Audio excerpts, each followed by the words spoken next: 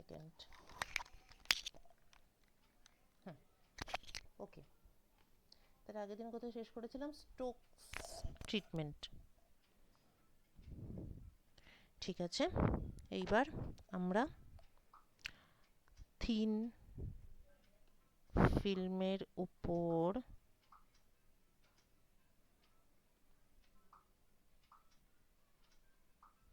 Light এসে পড়লে কি হয় কি হয় দেখবো। এখানে প্রচুর জিওমেট্রি করতে হবে। এই পেছে তো হ্যাঁ হয়তো যাবে। এইটা হচ্ছে একটা থিন ফিল্ম যেটা প্যারালাল নয়। এখানে একটা অ্যাঙ্গেল রাখবো।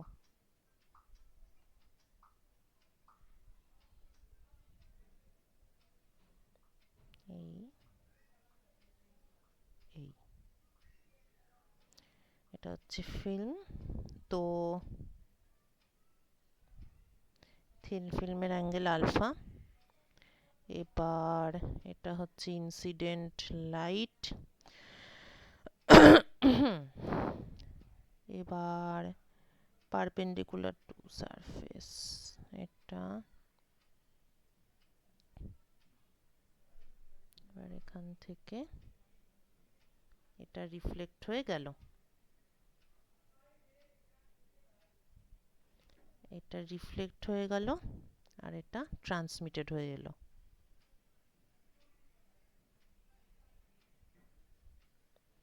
আই আই আর এটা হচ্ছে আর। এবার নিচের সারফেসের পারপেন্ডিকুলার অ্যাঙ্গেল অফ ইনসিডেন্স। আচ্ছা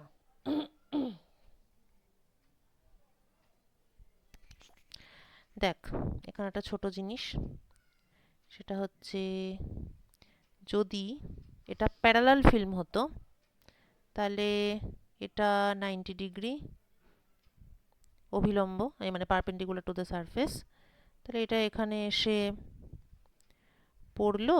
তাহলে এটা যদি আর হয় তাহলে এটাও আর হতো। কিন্তু এখানে দেখা যাচ্ছে যে নিচের যে ফেস সেটা এরকমভাবে নেই, সেটা উপরের দিকে টিল্ট হয়ে গেছে। একটু বেশি করে করি, সেটা উপরের দিকে টিল্ট হয়ে আছে। আচ্ছা, তো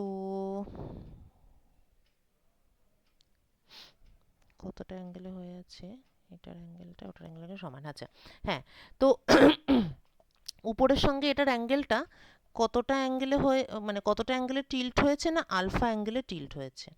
আচ্ছা এইটা যে আলফা, মানে এই এই এই আলফাটাই যে এই আলফা, সেটা কি করে বুঝবো? কেননা এখানেও angle of the thin film মানে হচ্ছে ওটাই, মানে আপার সারফেসের সঙ্গে নিচের সারফেসের যে অ্যাঙ্গেল সেটাই তো আলফা। তো এখানে আপার সারফেস মানে হচ্ছে হরাইজন্টাল, আর লোয়ার সারফেস তো এটা, কাজেই এই অ্যাঙ্গেলটাও আলফাই হবে, মানে আলফা যেটা আমরা থিন ফিল্ম অ্যাঙ্গেল ম্যাম, বলছি। হ্যাঁ বল। বলছিলাম যে এই চ্যাপ্টারটা কোন টপিকে আছে সেটা একটু বলে দিন, মানে পেজ নাম্বারটা। আচ্ছা পেজ নাম্বার বি ঘোষের তো 237। তোর কাছে কি বই আছে বল? আমার কাছে তো অজয় ঘটক আছে। আচ্ছা বি বলছি, ঘোষ তো 230, বি ঘোষের টু থার্টি লাইব্রেরি সেভেনে থেকে আমি নিয়ে নেবো। বি ঘোষের 237-এ আচ্ছা, আছে। ঠিক আছে, আমি বি ঘোষ থেকেই পড়েছি অজয় আমার। ঘটকটা বলে দিন। হ্যাঁ, আমার অজয় ঘটকের হার্ড কপিটা তো আসলে নেই। আচ্ছা অজয় ঘটকের পেজ নাম্বার বলে দিচ্ছি, দাঁড়া। হুম।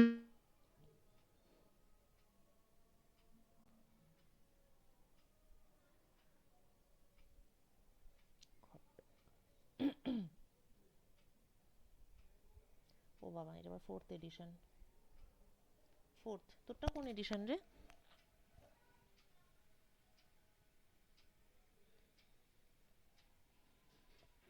দাঁড়ান দেখে বলছি। হুম,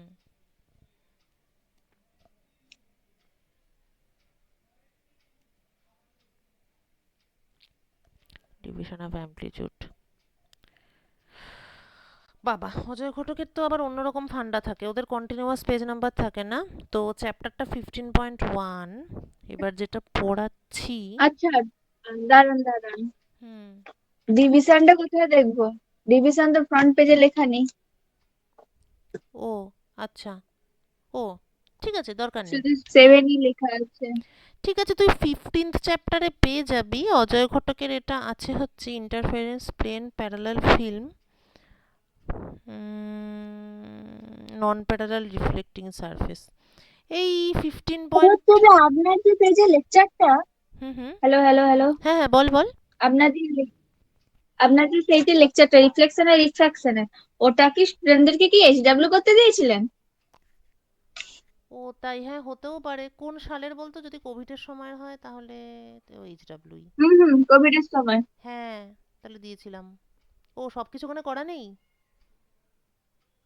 তাহলে হুম করিয়ে দেবো। হুম হুম। ও আচ্ছা, যা যা নেই এতে করিয়ে দেবো। বইতে বইতে খুলে দেখছি ওখানে হচ্ছে অজয় ঘটকের, হুম। সেখানে হচ্ছে নেলের সূত্র দিয়ে প্রুফ দেখিয়েছে, আর আপনি ওখানে প্রুফ দেখিয়েছেন যে কি করতে হবে, দাঁড়া, খাতা দেখে বলছি।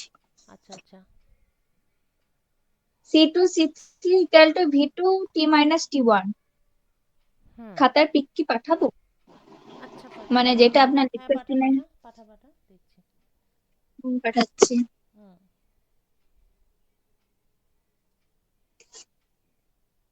কি করতে বলে? হুম। আচ্ছা, এটা 15.14, আমি লিখে দিচ্ছি এখানে।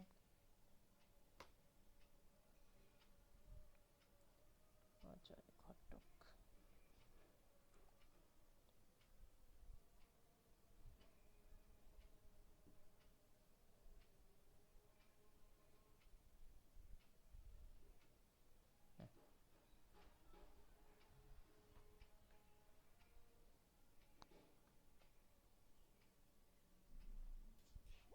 দেখে নিন, পাঠিয়ে দিয়েছি।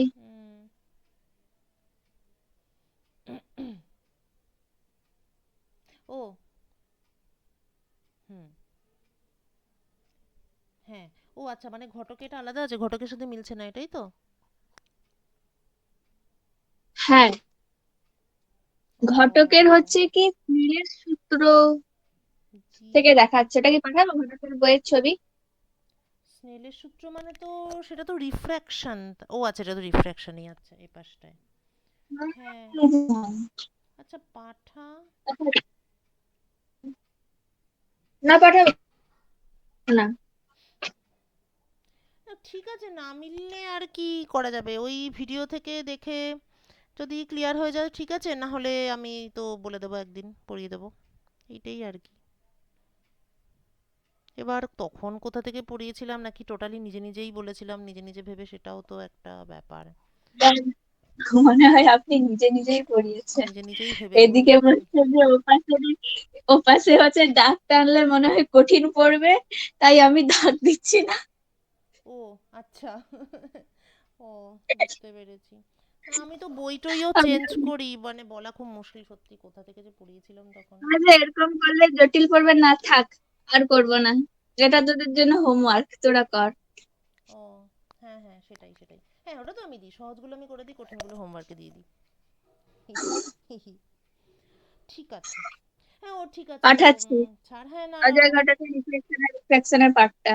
বাড়াতে হবে না, তুই ওই ভিডিও দেখেই মোটামুটি যা হুম, করেছিস ওটাই অতটাই রেখে দে, তারপরে আমি বুঝিয়ে দেবো, ঠিক আছে? অতটাই তো আমি খাতায় লিখেছি, অতটাই করেছি আপনার। আচ্ছা ঠিক আছে ঠিক আছে। হুম। হুম। আর ওই যে পরীক্ষার যে কোশ্চেনটা পাঠাবো না, ওখানে তাহলে এক দুটো যদি তোর পড়ার বাইরে পড়ে যায় তাহলে ওটা স্কিপ মেরে দিবি। একটা হয়তো পড়ার বাইরে পড়বে, ওটা আবার সেভ করে ফেলেছি তো, ওটা আর এডিট করছি না, ওটা তুই বাদ দিয়ে দিবি। আমাকে পাতা নেই। হুম। আচ্ছা। ডায়াগ্রামে দেখবে যে কোশ্চেন দেখলে স্ট্রোক হয়ে যাবে, তারপরে আছে ওপেন বুক। হ্যাঁ, না না কিছু হবে না। কি কার কোথায় ওপেন বুক হবে? আমার এক্সাম? হ্যাঁ। ও হ্যাঁ। না ওপেন বুক না, close book close book. Open book? না এখন ওপেন বুক নয়। এই, হ্যাঁ ঠিক আছে তাহলে বলি বলি, থিন ফিল্ম অ্যাঙ্গেল আলফা। হুম। তাহলে ব্যাপারটা হচ্ছে যে যদি প্যারালাল থাকতো তাহলে তো আর হতো, কিন্তু তার বদলে এটা তো এরকম আলফা অ্যাঙ্গেলে এপাশে ঘুরে গেছে।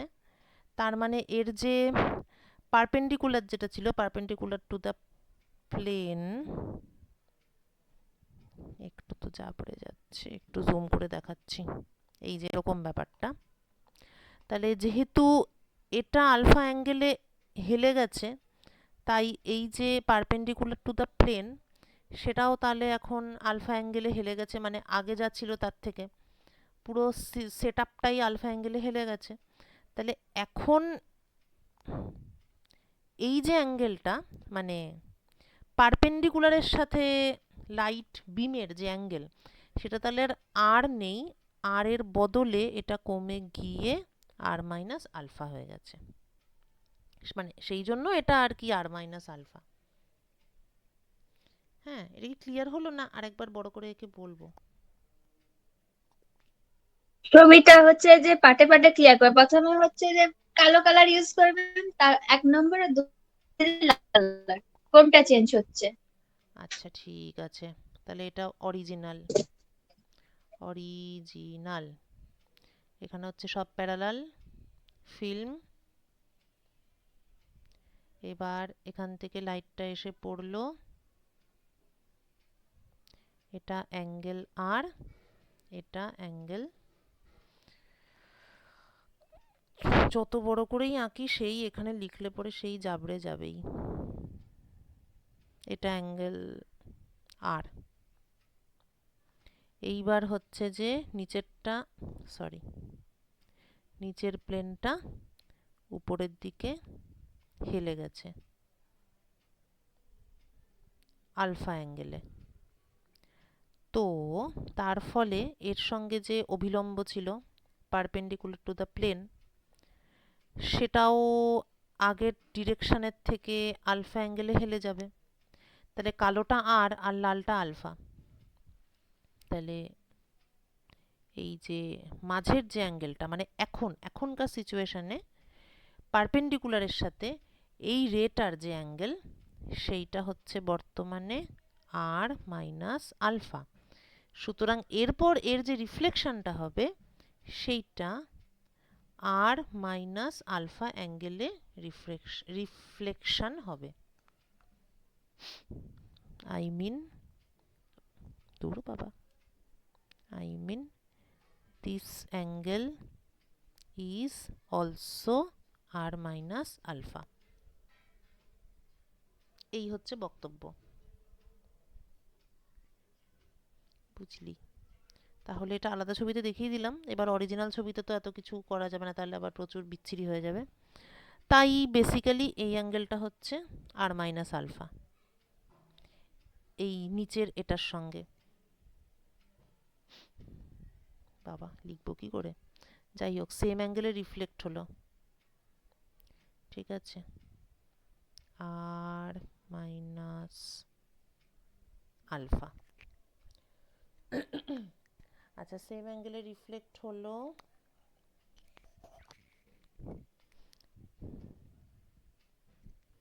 তারপর এখান থেকে আবার বাইরের দিকে বেরোলো এরকম ভাবে, এই করে এখানে মিট করলো। এ হচ্ছে অবজারভার ও।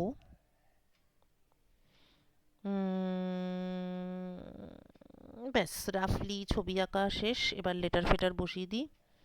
প্রথমত পি, এখানে কিউ ইনসিডেন্ট রে, আচ্ছা, তারপর নিচেরটা হচ্ছে আর, এইখানে যেখানে ইনসিডেন্ট হয়েছে সেটা এস, সেটা এস,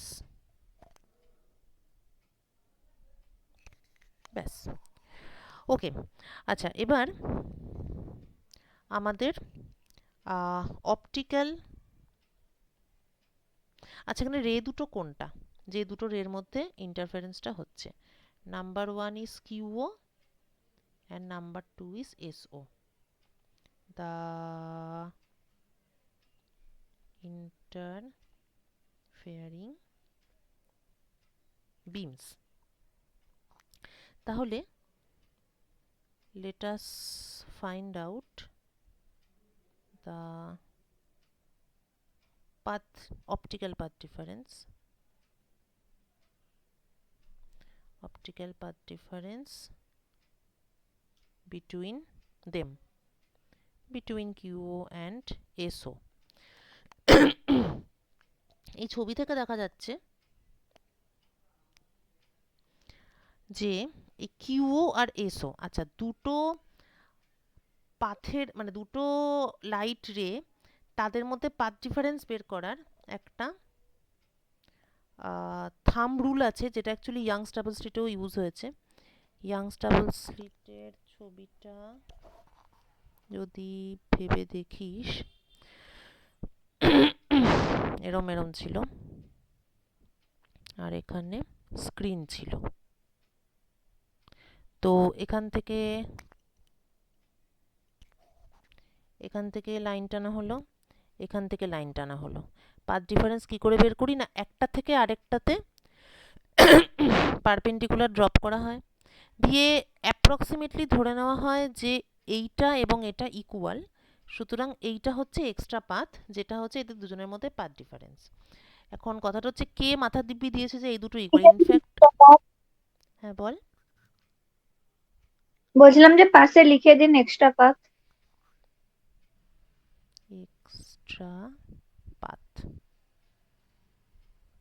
এবার ব্যাপারটা হচ্ছে যে যদি এটা আমার 90 ডিগ্রি হয়, তাহলে কিন্তু এমনিতে এই দুটো মানে এ বি আর সি, তো এমনিতে নর্মালি বা আইডিয়ালি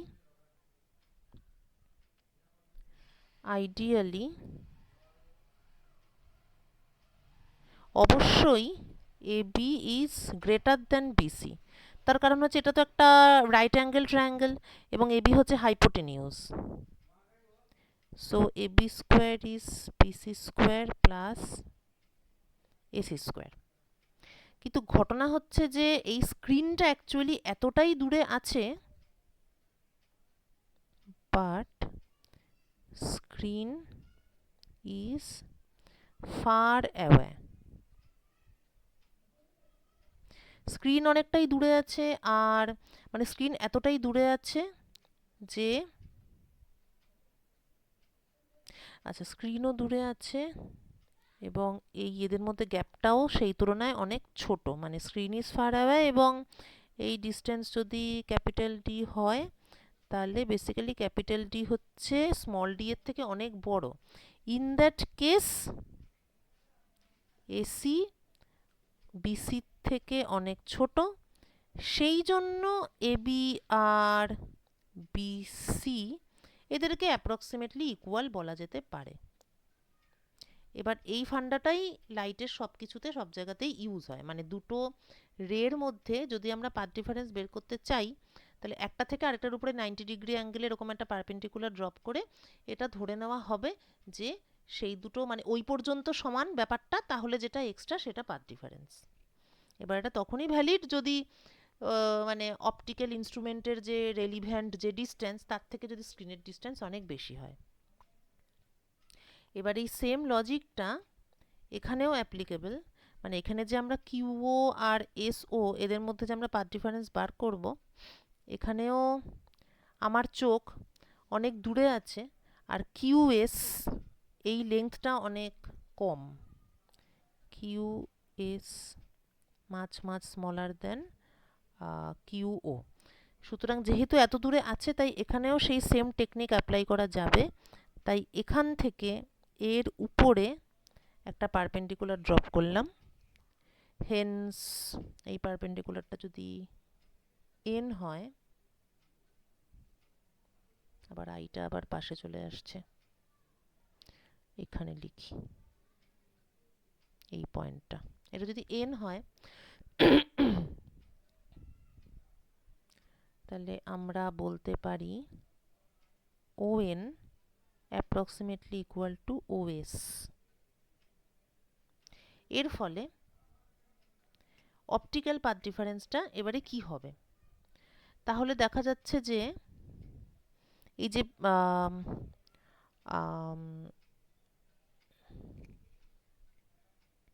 এখানে দুটো রে আছে, রে 1, রে ওয়ানটা কি কিউ থেকে আর এ এসে এসে গিয়ে তারপর ওতে গেছে,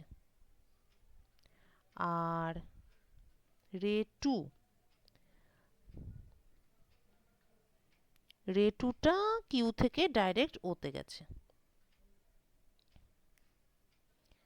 এবার যেটা কিউ থেকে আর এ এসে মানে কিউ আর এসও যেটা, সেটার ক্ষেত্রে পাথটা কিরকম হয়েছে না, মানে এটা তো অপটিক্যাল পাথ এগেন, তাহলে থিন ফিল্মের মধ্যে যতটা আছে মানে রিফ্র্যাক্টিভ ইন্ডেক্স, তারপরে Q R plus R S plus S O, ঠিক আছে। আর যেটা বাইরে আছে, ও সরি সরি, এসওটা তো বাইরেই আছে, Q R plus R S এটা ফিল্মের মধ্যে আর এসওটা বাইরে। আচ্ছা এবার কিউও, কিউওর ক্ষেত্রে কি আছে, কিউওর ক্ষেত্রে তো পুরোটাই এয়ারে আছে, কাজেই Q N plus NO, second রেটা কিউও অর্থাৎ কিউ এন প্লাস এনও, এইটা গেছে। এবার এদের দুজনের মধ্যে ডিফারেন্স, তাহলে একটা থেকে আরেকটাকে মাইনাস করব, আর এটা খেয়াল রাখতে হবে যে এনও ইকুয়াল টু এসও বা O N equal to OS. সুতরাং the optical path difference delta is, একটা থেকে একটা মাইনাস করলে, আচ্ছা কার থেকে কাকে মাইনাস করি, এটা বড়, এটা থেকে মাইনাস করবো, এসও আর এনওটা ক্যান্সেল আউট হয়ে যাবে, তাহলে N Q R plus R S minus Q N,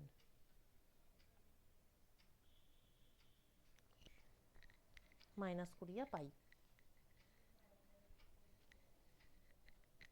ঠিক আছে। এবার পরের পেজ,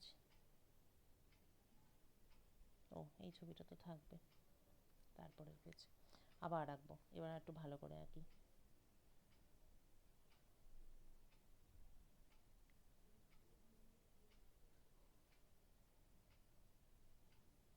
এটা পরীক্ষায় এলে ব্যাপক ছবি আঁকতে হবে একদম, না হলে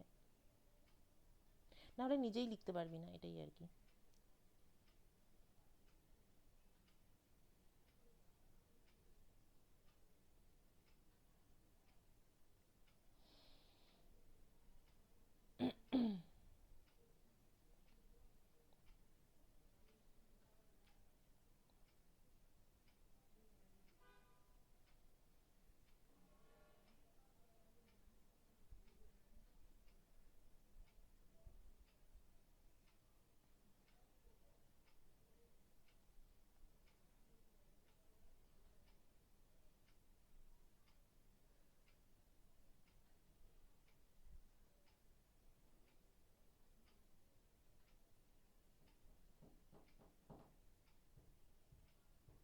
আচ্ছা ঠিক আছে, এখানকারটা অত ইম্পর্টেন্ট নয়, বেসিক্যালি ওরা মিট করছে, এটাই important.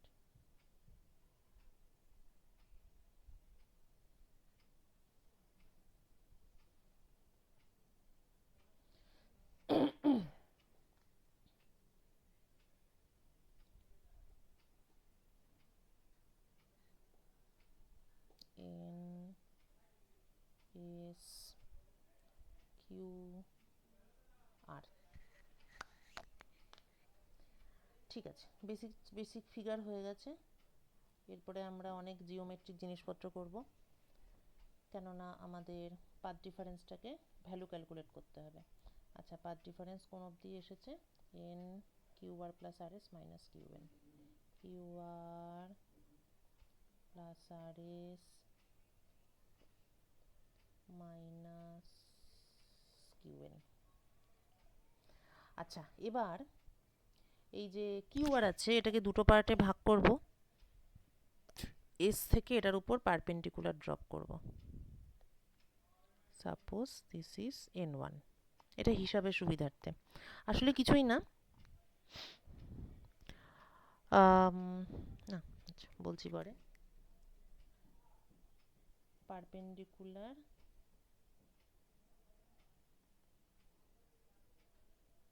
drawn from S onto QR, তাহলে QN1 is perpendicular to QR। এই কাজটা করার ফলে যেটা হলো সেটা হচ্ছে angle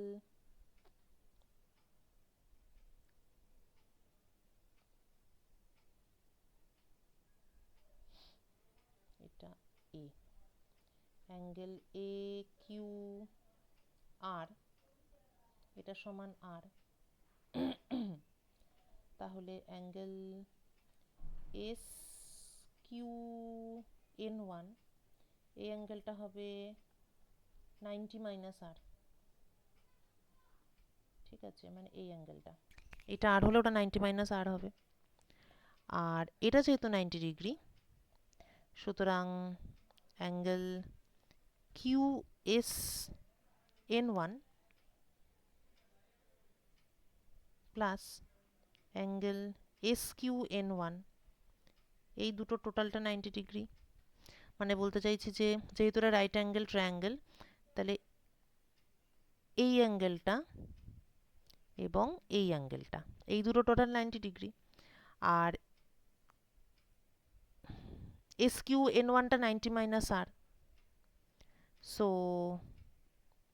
QSN1 plus 90 minus R equal to 90। সুতরাং angle QSN1 is R। QSN1 তার মানে এই অ্যাঙ্গেলটা হচ্ছে R। এই জিনিসটা পাওয়ার জন্যই এই পারপেন্ডিকুলারটা ড্রপ করা হয়েছে, কেননা এরপর এটার উপর বেস করে আমরা লিখব যে sine R equal to QN1 by অতিভুজ QS। Next, what about this angle? এটা ভাবছি আর ভেঙে লিখবো কিনা। দেখ, এই অ্যাঙ্গেলটা I, এটা রিফ্লেক্টেড অ্যাঙ্গেল অফ রিফ্লেকশন, তাহলে এই অ্যাঙ্গেলটা 90 মাইনাস I, আর এটা হচ্ছে 90 ডিগ্রি। সুতরাং এখান থেকেই আমি বলতে পারি যে this angle is equal to I। অতএব সাইন I ইকুয়াল টু লম্ব, ইট ইজ QN বাই অতিভুজ হচ্ছে QS। তাহলে refractive index of the medium N equal to sine I by sine R,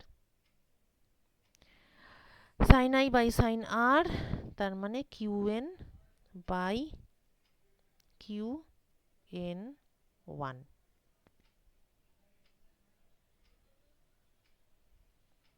ঠিক আছে, এই অবধি।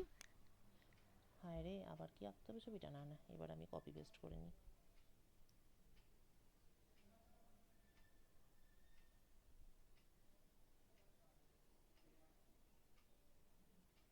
এই আচ্ছা, তাহলে এবার অনেক কিছু হয়ে গেছে। Delta equal to N QR plus RS minus QN। এবার আমরা কি করব, এখন আমরা N1 পেয়ে গেছি, তাই QRটাকে ভেঙে লিখব QN1 plus N1R plus RS minus QN। এরপর আমরা আরেকটা জিনিস পেয়েছি, সেটা হচ্ছে N সমান QN বাই QN1 পেয়েছি। N equal to QN by QN1, অর্থাৎ N times QN1 is equal to QN1, আর এটা হচ্ছে 2। Using 1 in relation to optical path difference become N into QN1 R QN equal, তাহলে এটা কেটে যাবে, তাহলে N times n1r plus rs, এইটা দাঁড়ালো আমার বর্তমান অপটিক্যাল পাথ ডিফারেন্স। এবার ছবিতে দেখি n1r, n1r মানে হচ্ছে এইটা, তারপরে rs হচ্ছে এইটা। এরকম আঁকাবাঁকা জিনিসপত্র নিয়ে কিছু ডিল করা মুশকিল, সেজন্য আমরা একটা জিনিস এবার করব, সেটা হচ্ছে আমরা এই n1rটাকে পেছন দিকে এমন বাড়াবো so that এটা ধর rm, তো n1r is extended so that rm is equal to rs। তাহলে লাভটা কি হবে? অপটিক্যাল পাথ ডিফারেন্স এইটা সমান n1r প্লাস rs এর জায়গায় rm, তার মানে এটা একটা না একটা সোজা দাগ হয়ে যাবে, জাস্ট লাইক দিস। তাহলে ব্যাপারটা n ইন্টু n1m হয়ে যাবে। ঠিক আছে, আচ্ছা এবার এত কাণ্ড করে কি লাভ হলো সেটা বুঝতে মানে পারবো, তার জন্য এটাকে কমপ্লিট করতে হবে। এটা হচ্ছে একটা ট্রায়াঙ্গেল, ঠিক আছে। আচ্ছা এবার এই যে ট্রায়াঙ্গেলটা আছে, ফর দ্য ট্রায়াঙ্গেল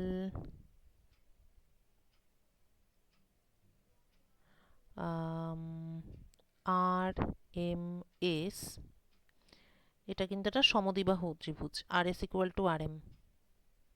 ও আচ্ছা, হ্যাঁ হ্যাঁ তাই তো, সেভাবেই তো আঁকলাম, R S equal to R M.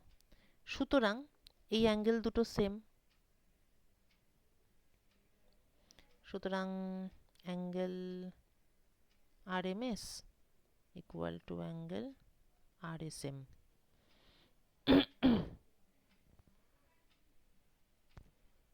তাহলে দাঁড়া বলছি, এটা হচ্ছে আর মানে 2r মাইনাস আলফা। আচ্ছা এটা যদি আর মাইনাস আলফা হয় তাহলে এটা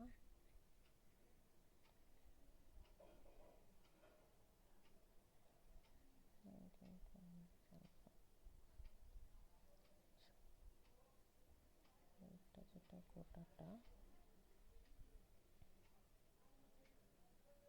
এটা হচ্ছে n1m,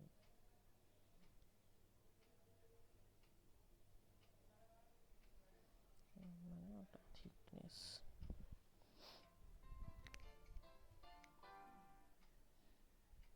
SLM। ও আচ্ছা এটা 90 ডিগ্রি।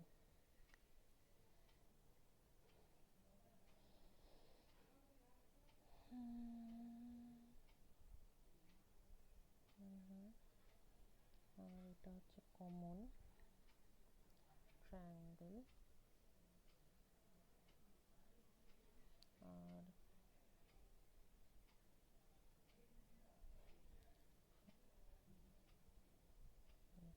এটা তাহলে এটা সবই সমান। ও আচ্ছা আচ্ছা ঠিক আছে।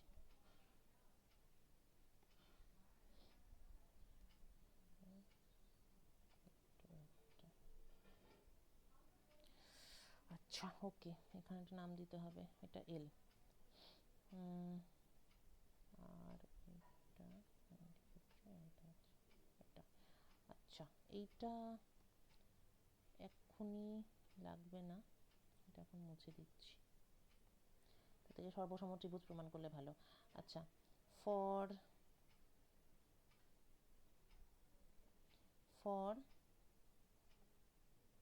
দ্য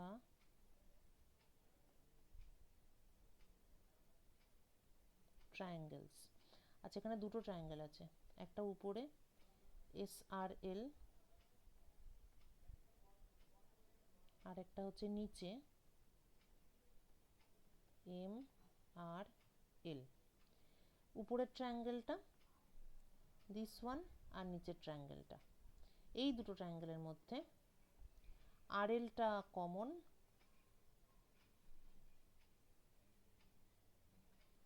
তারপরে হচ্ছে যে এই মুন্ডু দুটো same, I mean R S equal to R M.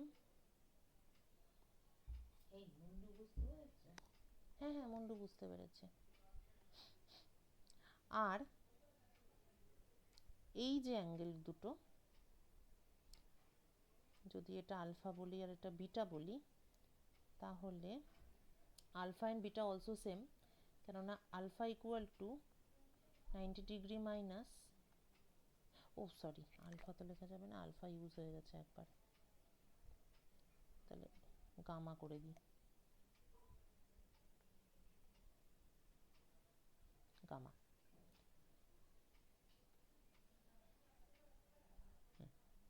আচ্ছা, গামা আর বিটা এটাও সেম হবে, কেননা gamma is equal to 90 minus R minus alpha. এই যে এই অ্যাঙ্গেলটা তো আর মাইনাস আলফা, লিখে দিই,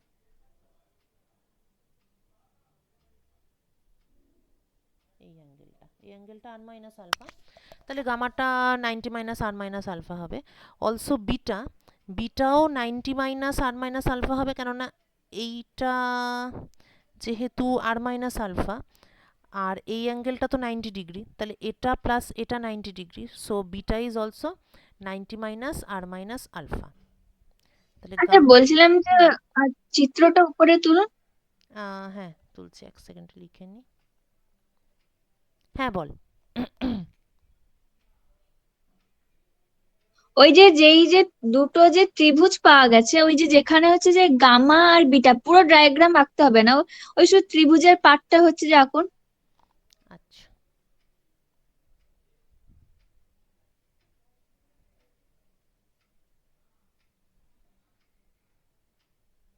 হুম,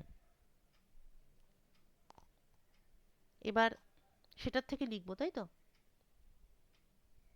হ্যাঁ। আচ্ছা, গামা আর বিটা,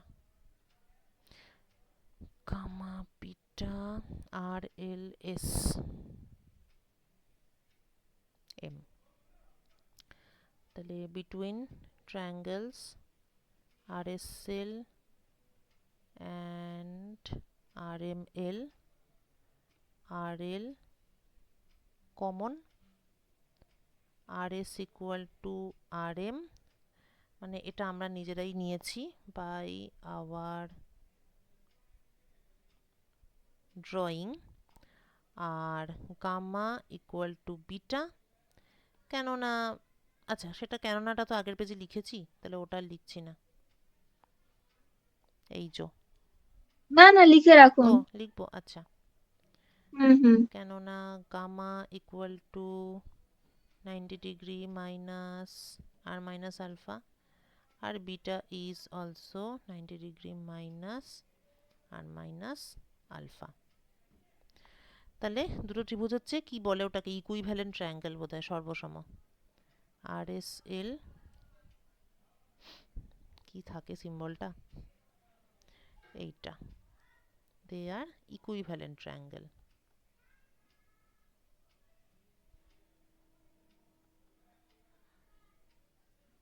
যেহেতু এরা equivalent triangle, they are for angle R S L is equal to angle R M L, এবং এবং হচ্ছে যে angle R L S is equal to angle R L M, তার মানে হচ্ছে যে এই দুটো সমান এবং এই দুটো অ্যাঙ্গেলও সমান। আচ্ছা, এইবার আচ্ছা ওটা পরে আসছি। আচ্ছা, যেহেতু এই অ্যাঙ্গেল দুটো সমান, মানে আরএলএস আর আরএলএম, আরএলএস আর আরএলএম যেহেতু সমান, তাহলে অবভিয়াসলি এরা 90 ডিগ্রি হবে, একটাই তো টোটালটা 180 ডিগ্রি, আর দুটো অ্যাঙ্গেল সমান, মানে প্রত্যেকটা অ্যাঙ্গেলই 90 ডিগ্রি। যেহেতু এটা অ্যাঙ্গেল 90 ডিগ্রি, তাহলে অ্যাঙ্গেল আর এম এল মানে তলার অ্যাঙ্গেলটা ইজ নিশ্চয়ই এটা 90 ডিগ্রি মাইনাস বিটা হবে, এটা 90 ডিগ্রি। একটা কাজ করি, 90 ডিগ্রি লিখেই দিই। এটা 90 ডিগ্রি, এটা অলসো 90 ডিগ্রি। তাহলে আরএমএলটা 90 মাইনাস বিটা হবে। আবার beta equal to 90 minus R minus alpha, তাহলে 90 মাইনাস বিটা মানে হচ্ছে R minus alpha. So this is R minus alpha, also this angle is R minus alpha. এবং সিন্স আর, এই না আর নয়, এসএম is perpendicular to, এটা একটা নাম দিয়ে দিই, সিডি,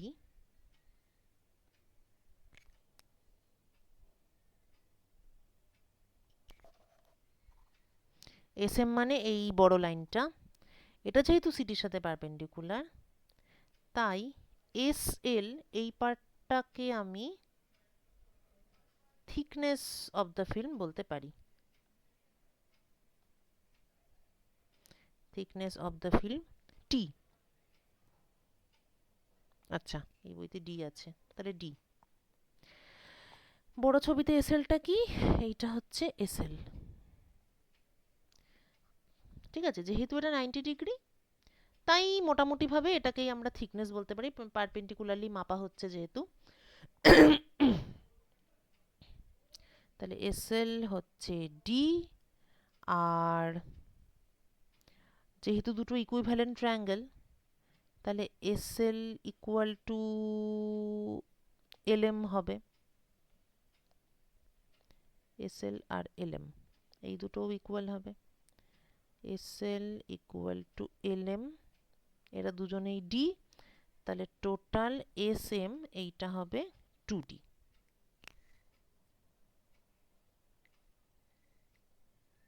ব্যাস, এইবার অলমোস্ট হয়ে গেছে যেটা করতে চাই। এইটাই দরকার ছিল, এই ইনফরমেশনটা, যে এসএম সমান 2D আর ওইটা হচ্ছে 90 ডিগ্রি। এবার এই ট্রায়াঙ্গেলটাকে নিয়ে পড়বো আমরা। আচ্ছা, হ্যাঁ, তাহলে আমি এবার এই ট্রায়াঙ্গেলটাকে আলাদা করে আঁকছি।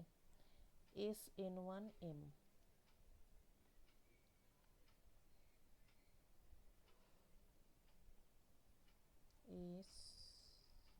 SN1,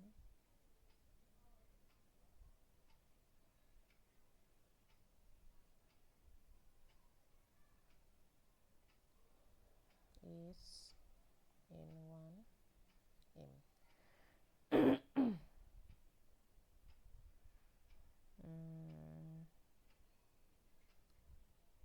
ভাবছি এখানে আর কিছু লাগবে কিনা। না, তেমন কিছু নয়, খালি এইটা যে আর মাইনাস আলফা, ওষুধ আটটায় খেয়ে নিয়েছি, আর মাইনাস আলফা। আচ্ছা, এখানে এসএম ইকুয়াল টু 2D, এইটা 90 ডিগ্রি। আমাদের পাথ ডিফারেন্স ছিল n into n1m, path difference ছিল n ইন্টু n1m। যেহেতু এটা ইয়ে রাইট অ্যাঙ্গেল ট্রায়াঙ্গেল, তাহলে n1m কে লেখা যায় sm cos R minus alpha, আর sm ইকুয়াল টু আমি আগের পেজেই দেখে নিয়েছি যে 2D, so 2nt cos R minus alpha. এই হচ্ছে আমাদের মাননীয় path difference for thin film interference. এইবার এর সঙ্গে আরেকটা ফান্ডা অ্যাড করতে হবে, দ্যাট ইজ যেহেতু in thin film interference light beam, কোন লাইট বিমটা? PQO, এই যে এইটা, এটা যেহেতু ডেন্সার মিডিয়াম থেকে রিফ্লেক্ট হচ্ছে,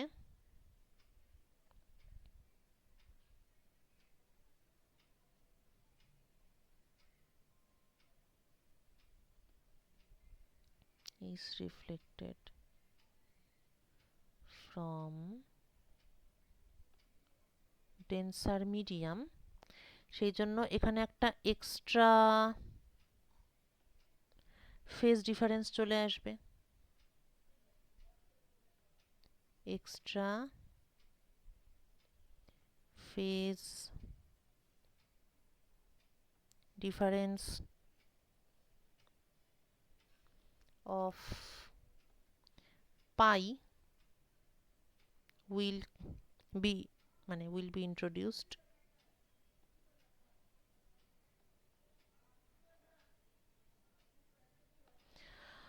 আচ্ছা আচ্ছা, বিম মানেটা কি? কি কি কি বিম, বিম? লাইট বিম ও আচ্ছা, বিম হচ্ছে BEAM। মানে কি?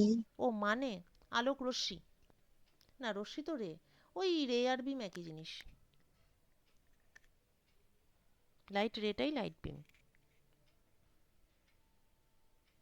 এবার পাই ফেজ ডিফারেন্স মানে পাথ ডিফারেন্স কত হবে? ফেজ ডিফারেন্সের সঙ্গে পাথ ডিফারেন্সের রিলেশন হচ্ছে delta phi path difference equal to 2 pi by lambda delta x, যেখানে ডেল্টা এক্স হচ্ছে সরি ডেল্টা ফাই হচ্ছে ফেজ ডিফারেন্স আর ডেল্টা এক্স হচ্ছে পাথ ডিফারেন্স। ঠিক আছে, এটা হচ্ছে এদের রিলেশন। তাহলে আমার ফেজ ডিফারেন্স যদি পাই হয়, if delta phi equal to pi, তাহলে যেহেতু delta phi equal to 2 pi by lambda delta x, তাহলে pi equal to 2 pi by lambda delta x, pi pi কেটে গেল, ডেল্টা এক্স সমান পেলাম ল্যামডা বাই 2। সুতরাং প্লাস মাইনাস ল্যামডা বাই 2, কেননা মানে এতটা এক্সট্রা পাথ ডিফারেন্স বা ফেজ ডিফারেন্স হয়, এবার সেটা যোগও হতে পারে বিয়োগও হতে পারে, দুরকমই পসিবল। তাহলে plus minus lambda by 2 extra path difference is introduced due to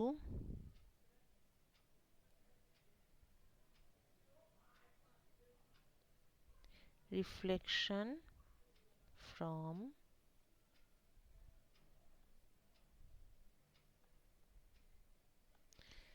denser medium। তাহলে ultimately the path difference is 2nd cos r minus alpha plus minus lambda by 2। এটা হচ্ছে ফর রিফ্লেক্টেড বিম। এইবার ম্যাক্সিমা পাবো for maxima delta equal to even multiple of lambda by 2, for minima পাবো যখন path difference equal to হবে 2m plus 1 lambda by 2।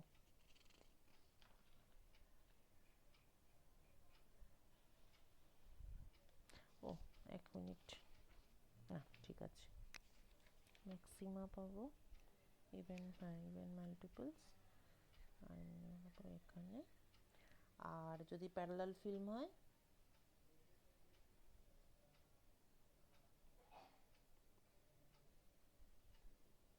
for a parallel film alpha will be 0। আচ্ছা, এই ধরনের interference, this kind of interference is known as interference by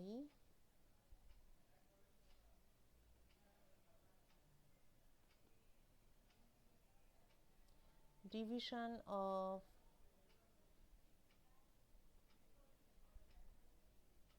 amplitude। ঠিক আছে, actually interference দুটো দুটো মানে দেয়ার আর টু প্রসেসেস। ওই যে ইয়াংস ডাবল স্লিট এক্সপেরিমেন্ট, সেটা হচ্ছে অ্যান এক্সাম্পল অফ এটা অন্য কালার লিখুন। ও আচ্ছা মা,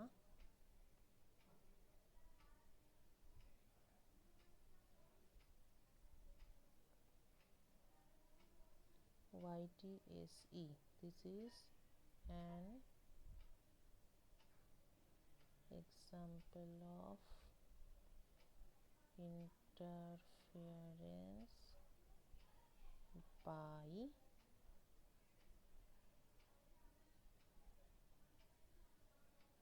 division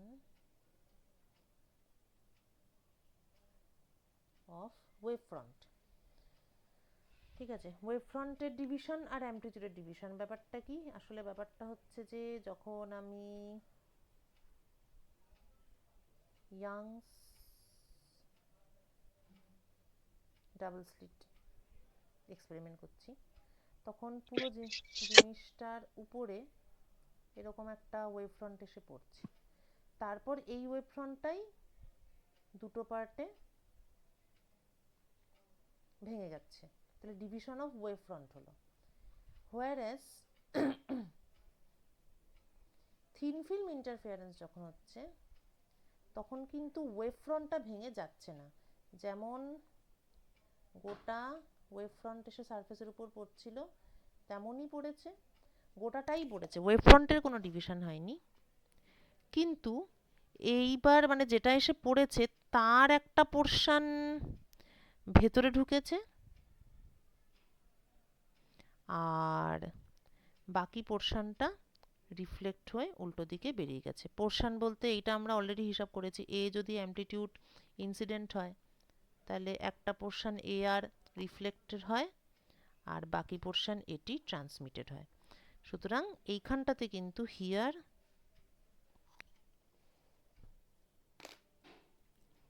amplitude has been divided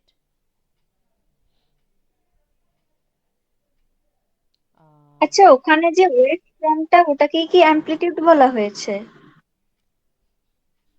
না, অ্যামপ্লিটিউড মানে হচ্ছে, বলছি দাঁড়া একটু লিখে নিই,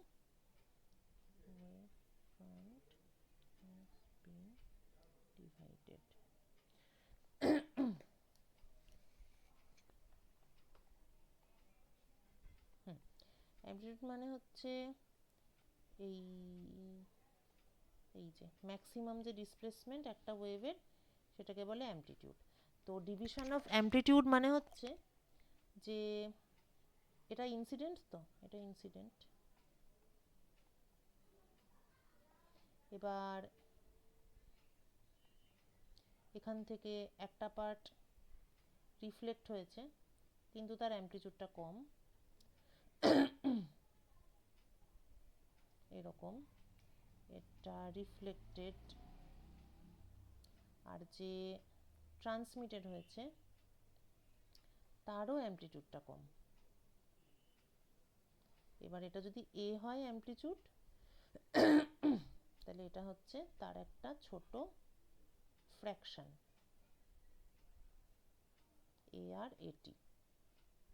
আর ডিভিশন অফ ওয়েভফ্রন্ট মানে হচ্ছে একটা ওয়েভফ্রন্ট থেকে দুটো ওয়েভফ্রন্ট হয়েছে কিন্তু অ্যামপ্লিটিউড সেমই আছে, এটা এ হলে এটাও এই আছে, জাস্ট ওয়েভফ্রন্টটা দুটো পার্টে ভাগ হয়ে গেছে কিন্তু অ্যামপ্লিটিউড সেম। আর পরেরটাতে ওয়েভ ফ্রন্টটা আর ভাগাভাগি হয়নি, ওয়েভ ফ্রন্ট গোটাটাই পড়েছে, কিন্তু তারপরে সেটা ভেতরেও ঢুকেছে বাইরেও বেরিয়েছে, কিন্তু অ্যামপ্লিচিউডটা কম হয়ে গেছে।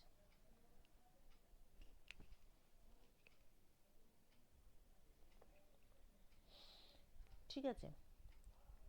আচ্ছা, বুঝেছি। যে দাঁড়া এবার ভাবি। মনোক্রোমাটিক, আচ্ছা, ও না, ওটা তো একটু বলতে হবে, wait. Monochromatic light fringes of কি যেন একটা কেস আছে, ইকুয়াল উইথ আর ইকুয়াল ইনক্লাইনেশন। আচ্ছা, আমার পাথ ডিফারেন্সটা কি আছে বেশ, delta 20 cos r minus alpha plus minus lambda by 2। এখানে path difference depends on two factors। কেননা দেখ, আলফা হচ্ছে থিন ফিল্মের অ্যাঙ্গেলটা, ঠিক আছে, ওটা ফিক্সড একটা থিন ফিল্মের জন্য। রিফ্র্যাক্টিভ ইন্ডেক্সও থিন ফিল্মের মেটেরিয়ালের জন্য রিফ্র্যাক্টিভ ইন্ডেক্সটা ফিক্সড। তো ব্যাপারটা হচ্ছে, না এটা মুছছি, এটার আগে একটা জিনিস ঢোকাতে হবে।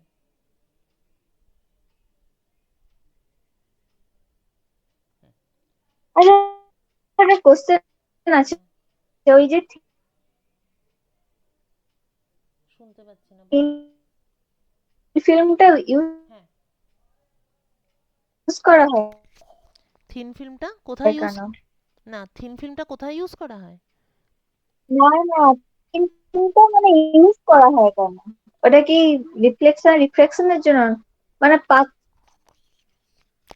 থিন ফিল্ম কেন ইউজ করা হয়, দেখ আম, প্রথমত হচ্ছে যে সোপ বাবল কেন কালারফুল হয় সেটা জানার জন্য, সেটা হচ্ছে ফার্স্ট রিজন। সেকেন্ড রিজন হচ্ছে যে ওই অনেক রকম গ্লাস থাকে উইন্ডোতে, যেগুলোর ভেতর থেকে দেখা যায় কিন্তু বাইরে থেকে দেখা যায় না। এই টাইপের জিনিসগুলো সবই ইন্টারফেয়ারেন্স দিয়েই ডিজাইন করা হয়, মানে ইন্টারফেয়ারেন্স এফেক্টটাকে স্টাডি করে সেগুলোকে ডিজাইন করা হয়। সেই জন্যই থিন ফিল্মের ইন্টারফেয়ারেন্সটা এত ইম্পর্ট্যান্ট। এটা কি তোর কোশ্চেন ছিল?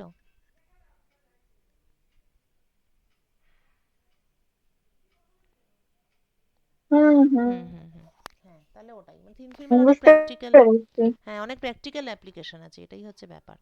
তাছাড়াও এগুলো দিয়ে অনেক অ্যাকিউরেটলি ওয়েভলেংথ মাপা যায়, সেইগুলো তো আছে, কিন্তু বেশি ইম্পর্ট্যান্ট হচ্ছে ওই জিনিসটা। মানে থিন ফিল্মের প্রচুর অ্যাপ্লিকেশন আছে, তাহলে থিন ফিল্মের মধ্যে কিভাবে ইন্টারফেয়ারেন্স হয় সেটাও জানতে হবে, এই আর কি। আচ্ছা, for a thin film N এবং আলফা আর ফিক্সড, একটা হচ্ছে মেটেরিয়াল আর একটা হচ্ছে অ্যাঙ্গেল। এবার কোনটা ফিক্সড নয়, D and R can vary. D কি করে ভ্যারি করতে পারে? আচ্ছা, ডি তো ভ্যারি করবেই। এই যে এরকম যদি একটা, আচ্ছা লিখে নি, হাউ ডি ক্যান ভ্যারি, এরকম যদি থিন ফিল্মটা হয় তাহলে অবভিয়াসলি ডি উইল ভ্যারি, কারণ এখানে থিকনেস D1 কিন্তু এখানে thickness D2, D2 is greater than D1, কাজেই থিকনেস তো অবশ্যই ভ্যারি করতে পারে। R also can vary, how R can vary. R কি করে ভ্যারি করতে পারে, ধর একটা কনস্ট্যান্ট থিকনেসের তুই ফিল্ম নিয়েছিস, কিন্তু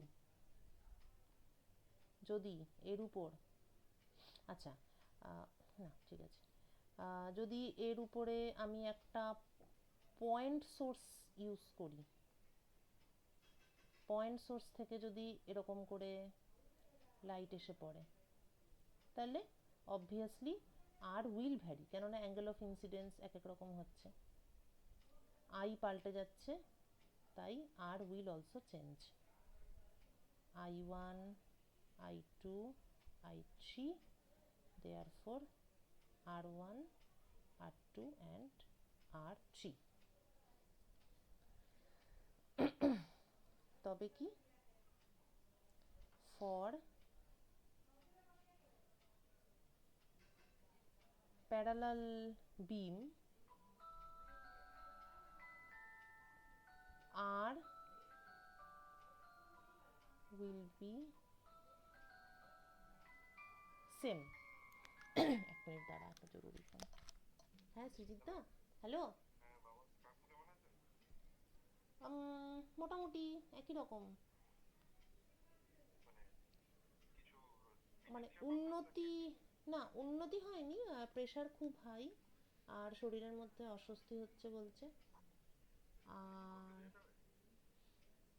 কলকাতা তো যেতে চাইছে না, মানে কলকাতা নিয়ে কি কি করবো দেখো, মানে ভর্তি তো আর এইটা তো ঠিক ভর্তি করার মতো, মানে গিয়ে অস্বস্তি হচ্ছে বললে তো আর কি হবে। কালকে ডাক্তারের কাছে নিয়ে যাচ্ছি,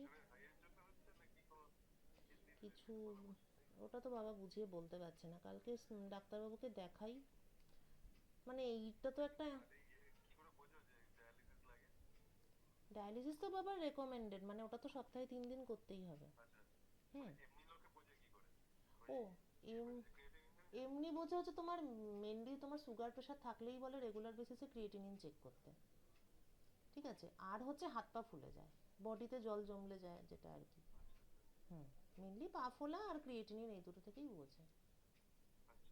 হুম, সেটাই। হ্যাঁ হ্যাঁ।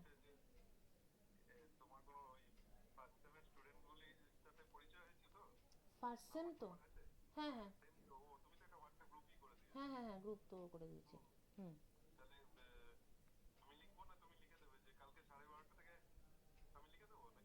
আচ্ছা তুমি লিখে দাও। ও আচ্ছা, ও আচ্ছা আচ্ছা, কালকে ক্লাস নেবে।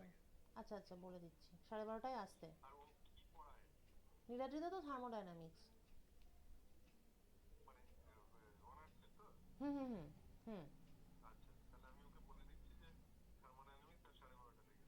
আচ্ছা ঠিক আছে, তুমি লেখো না। হুম। হ্যাঁ হ্যাঁ নিশ্চয়ই আসবে, এমনিতে তো আমি বলে দিয়েছিলাম যে পরশু আসতে, মানে ওটা তো জানতাম না কালকে ক্লাস নেবে।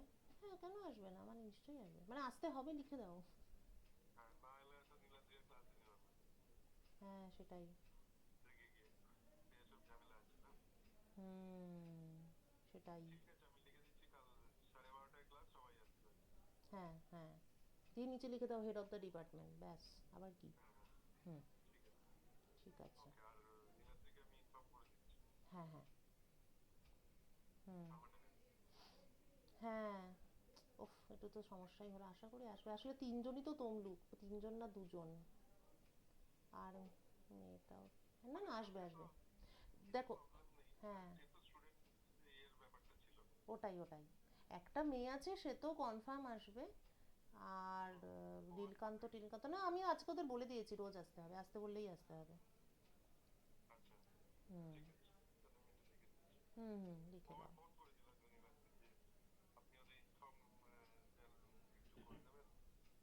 আচ্ছা, কিন্তু নীলাদ্রিতে তো মানে বর্তমানে তো আছে।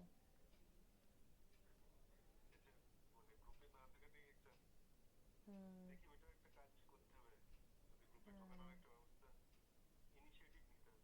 হ্যাঁ আপাতত তো আছে, লিভ তো করেনি। আচ্ছা আমি বলছি যে আর কোনো ক্লাস ওদের হবে কিনা জানো, না মনে হয়। হ্যাঁ পাস এই সি মানে ওই ফার্স্ট ইয়ারদের বলছি।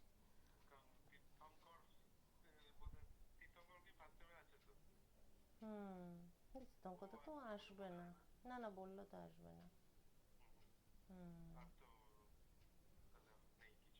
হুম। হ্যাঁ ঠিক আছে, আসুক একটা দিন। হুম হুম। আর আমি না ওদের শনিবারে ম্যান্ডেটরিলি আসতে বলেছি, ভেবেছি ওদের একটা প্রেজেন্টেশন দেবো যে অ্যালামনিদের সম্পর্কে, ম্যান্ডেটরি। হ্যাঁ, ওটা তো এমনি বলে দিয়েছি। হ্যাঁ, তুমি একবারে লিখে দাও কাল পরশু ম্যান্ডেটরি আসা। পরশুদিন 10:30। হুম। ঠিক আছে, ঠিক আছে, ওকে ওকে। হ্যাঁ হ্যাঁ সেটাই। না না, কালকে আসবে থার্মোডাইনামিক্সের ক্লাস তো, তুমি ওটা লিখেও দিতে পারো, লিখেই দাও, নতুন টপিক তো, ওটা আসবে কালকে শিওর শিওর। হুম। থার্মোডাইনামিক্সের ক্লাস লিখে দাও, আর পরশু দিনও ম্যান্ডেটরি, ওটাও একসঙ্গে লিখে দাও। কার ভদ্রলোক? ও, হদিশ মানে আমি ওনার সঙ্গে কথা তো বলিনি, মানে কথা কি বলবো, মানে সেটা তাহলে লক্ষ্মী মাইতি কিন্তু।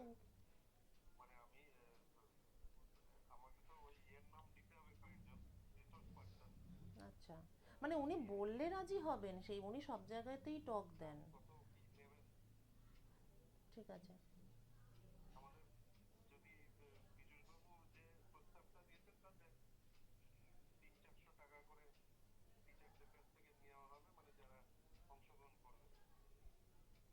আচ্ছা আচ্ছা, তাহলে ওনাকে রেমুনারেশনটা জিজ্ঞেস করে, মানে এরকম কয়েকজনের থেকে জেনে তারপরে ডিসিশন নেওয়া হবে, এটাই তো ব্যাপারটা।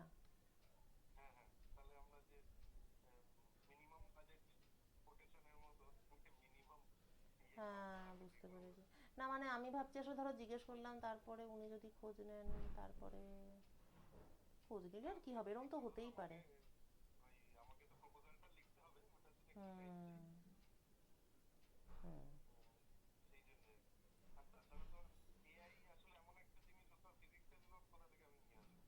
না, ফিজিক্সের লোক এআই স্পেশালাইজেশন মানে খুবই মুশকিল। হুম। ও, এটা অফলাইনে হবে না? ওকে।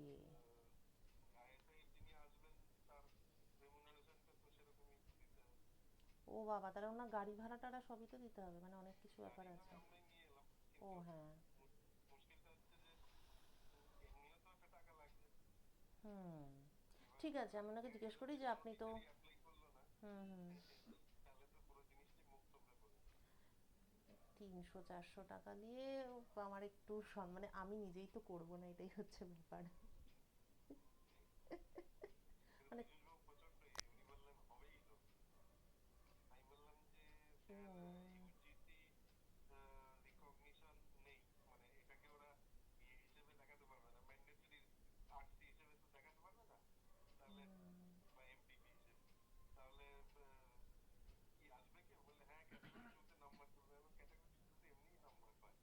হুম।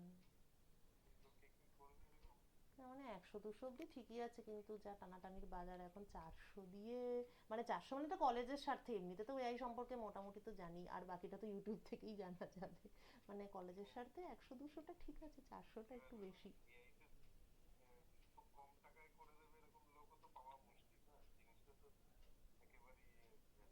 হ্যাঁ হ্যাঁ হ্যাঁ, সেটা তো বটেই। হুম হুম।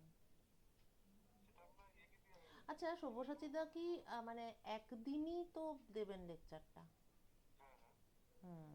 ঠিক আছে, আমি জিজ্ঞেস করে নেবো আজকেই। হুম হুম হুম হুম। ঠিক আছে, আমি জিজ্ঞেস। হুম হুম হুম হুম হুম হুম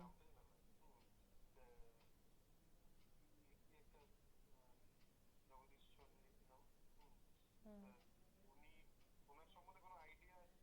না, বিন্দুমাত্রও নেই, খোঁজ নিতে পারি।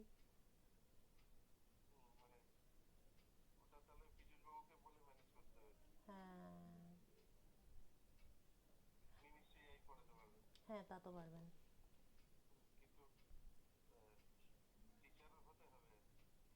আচ্ছা, আরেকজনও আছেন, সেটা হচ্ছে অভিজিৎ করগুপ্ত, এআই নিয়ে বই লিখেছেন, একদম রিসেন্ট। ওনাকে তো আরাম। হ্যাঁ, সায়ন্তনীদিকে বলে। হ্যাঁ, পীযূষবাবুও বলতে পারেন। ওই জন্যই তো বললাম। হুম হুম হুম হুম একদম একদম, আমি তো খুবই ভালোবাসেন। মনে তো হয় না, ওটা একটু বন্ধুত্বের খাতিরে একটু মুকুব হয়ে যাবে, টাকা পয়সা নেই। হুম হুম হ্যাঁ হ্যাঁ, আরো মাথা চালাই, দাঁড়াও বের করতে হবে।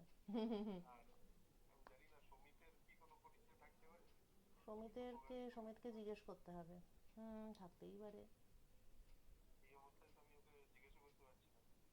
হুম, তা ঠিক না, এমনি ফোন করতেই পারে, এখন তো মানে ওই অবশ্য ঠাকুমার কাজটা কবে আমার 10 দিনের কাজ বলেছিল, তাহলে হ্যাঁ হ্যাঁ, এমনি তো ইয়ে আছে, হ্যাঁ একটু হয়তো এদিক সেদিক কেনাকাটা এগুলো থাকবে, আর এমনিতে ঠিক ঠিক আছে এমনি। হুম হুম, ওটাই।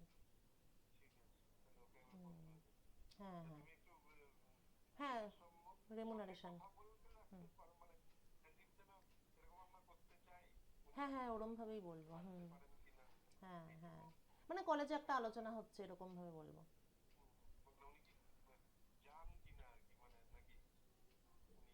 হুম হুম হুম, অফলাইন।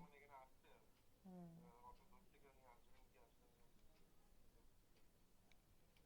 হ্যাঁ, হুম হুম হুম, ঠিক আছে। না না, হুম, ওটাই। হ্যাঁ, না না, তুমি এত চাপ নিও না, আমি দেখছি। হুম হুম হুম, ঠিক আছে। ওকে ওকে, বাই। কিছু চিন্তা করতে পারে একটা মানুষ।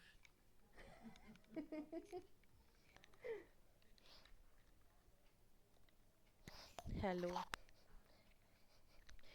দুটো সেন্টেন্সকেই ঘুরিয়ে ফিরিয়ে 10 বার বললো।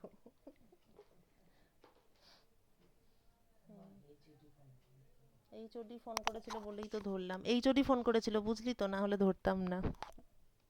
এই রে, ও আবার ঘুমিয়ে পড়েছে, তুই কি ঘুমিয়ে পড়েছিস? না না, জেগে আছি। ও হ্যাঁ হ্যাঁ, তাহলে ঠিক এ আছে। কেজি স্যার আসবে? ওই আমাদের কলেজে এআই এর নিয়ে একটা মানে ওরকম একটা ওয়ার্কশপ টাইপের করার প্ল্যান হচ্ছে, ঠিক আছে, সেখানে প্রিন্সিপাল আমাদের এইচওডিকে ধরেছেন যে আপনি লোক জোগাড় করুন, তাতে আমাদের এইচওডি পুরো নিজেও পাগল হচ্ছে, আমাদেরকেও পাগল করে দিচ্ছে, মানে এই যে কোত্থেকে পাওয়া যাবে, এই একটা সেন্টেন্সকেই 10 মিনিট ধরে বললো, আমি খালি ভাবছি যে মানে ওটাই যে ফোনে কথা বললে তো আর পাওয়া যাবে না, খুঁজতে হবে। না, তারপর তো মনে পড়লো অভিজিৎ করগুপ্ত তো রিসেন্টলি এআই এর উপর বই লিখেছেন। আর সেই আমাদের কলেজের সঙ্গে তো ওনার অনেক লিঙ্ক আছে, পীযূষদার সঙ্গে ওনার কি একটা লিঙ্ক আছে, আবার জিওগ্রাফি সায়ন্তনী দিয়ে আছেন আমাদের কলেজে, তার হাজবেন্ড তোদের কলেজের কিসে যেন একটা কোন ডিপার্টমেন্টের ফ্যাকাল্টি। অভিজিৎ করগুপ্ত তো পাঁশকুড়ার। হ্যাঁ হ্যাঁ, ও তো ক্লাস করে। হুম, সেই জন্য ওনাকে তো পাওয়া যাবে সহজে, মানে সমস্যাটা হচ্ছে যে আমাদের কলেজ থেকে টাকা পয়সা বেশি দিতে পারবে না, তাহলে কম টাকায়, কম টাকা কিন্তু আবার ভালো লোক দরকার। কম টাকায় পুষ্টিকর খাদ্য। হ্যাঁ, কম টাকায় বিখ্যাত লোক কখনো মানে হয়, মানে সেটা খুব রেয়ার হবে, মানে যারা হয়তো সমাজের স্বার্থে এমনি সব জায়গায় চলে যায়, সেটা তো খুব রেয়ার। তাই এইসব নিয়ে এখন আমাদের হেডের চুল চুল যে কটা আছে সেটাও মনে হয় পড়ে যাবে, এই আর কি। আচ্ছা, আমরা কোন পুষ্টিতে ছিলাম যেন? হ্যাঁ, প্যারালাল বিমের জন্য আর কনস্ট্যান্ট হবে, আর প্যারালাল ফিল্মের জন্য ডি কনস্ট্যান্ট হবে। For parallel film D will be same. ঠিক আছে, তাহলে এই যে পাথ ডিফারেন্সটা পেয়েছি, 2 nd cos r minus alpha, এইটা, সুতরাং যদি আমার ডি কনস্ট্যান্ট থাকে, আর ভ্যারি করে,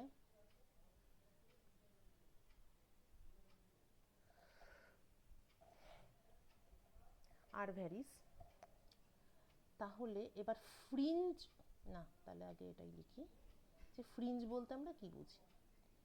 ফ্রিঞ্জ মানে হচ্ছে locus of constant phase difference. Locus ব্যাপারটা কি? দাঁড়া, ইয়াংস ডাবল স্লিট দিয়ে এক্সপ্লেন করা যাবে।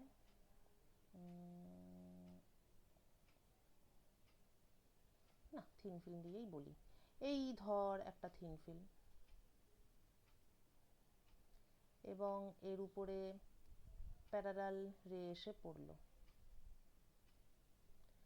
তো যেহেতু এটা প্যারালাল রে, তাহলে যে অ্যাঙ্গেল অফ ইনসিডেন্স সেটা সবার জন্যই সেম। প্যারালাল রে। আচ্ছা, প্যারালাল রে কার থেকে পড়তে পারে? যদি সোর্সটা এক্সটেন্ডেড হয়, এক্সটেন্ডেড সোর্স। ভালো কথা। তাহলে এই যে পাথ ডিফারেন্স, সেটা 2nd cos r minus alpha plus minus lambda by 2। তাহলে এখানে ভেরিয়েবল কি দাঁড়ালো? ডিটা। এবার ফ্রিঞ্জগুলো তাহলে কেমন হবে? দোজ কি বলবো, মানে লোকেশনস যেখানে where d is same will give rise to same fringe. অর্থাৎ যেমন ধর, আমি যদি এটা ব্রাইট ফ্রিঞ্জ ভাবি, তাহলে ব্রাইট ফ্রিঞ্জ কখন পাবো? 2nd cos r minus alpha plus minus lambda by 2 equal to 2m even number lambda by 2। অর্থাৎ কাটাকুটি করলে আমি পাচ্ছি m ল্যামডা। সুতরাং এখানে এই যে অর্ডার নাম্বার m, এইটা কার উপর ডিপেন্ড করছে? It depends on D. কাজেই এই যে পয়েন্টটা, এই পয়েন্টে যে থিকনেসটা আছে, এটা 2 ডাইমেনশনে বোঝানোটা একটু মুশকিল, যাই হোক, এই পয়েন্টে থিকনেসটা d1 আছে। তাহলে এখানে আমি একটা অর্ডার নাম্বার পাবো। মনে কর হয়তো আমি m ইকুয়াল টু 1 এর ফ্রিঞ্জটা এখানে পেলাম। আচ্ছা, এখানে যেহেতু থিকনেসটা আবার বেড়ে গেল, তাহলে m ইকুয়াল টু 1 এর যে ফ্রিঞ্জ, সেটা কিন্তু আমি d2 তে পাবো না, কারণ থিকনেস চেঞ্জ হয়ে যাচ্ছে, মানে অর্ডার নাম্বার, এই যে d চেঞ্জ হলে m চেঞ্জ হতে বাধ্য। তাহলে এখানে কিন্তু আমি একটা হায়ার অর্ডার নাম্বারের, যেহেতু d2টা মানে dটা বেড়ে গেছে, তাহলে আমার mটাও সমানুপাতিকভাবে বাড়তেই হবে, কেননা বাকিটা তো সবাই কনস্ট্যান্ট। কাজেই এরকম যদি আমার একটা, এবার 3Dতে আঁকছি, এরকম যদি আমার একটা থিন ফিল্ম থাকে, এরকম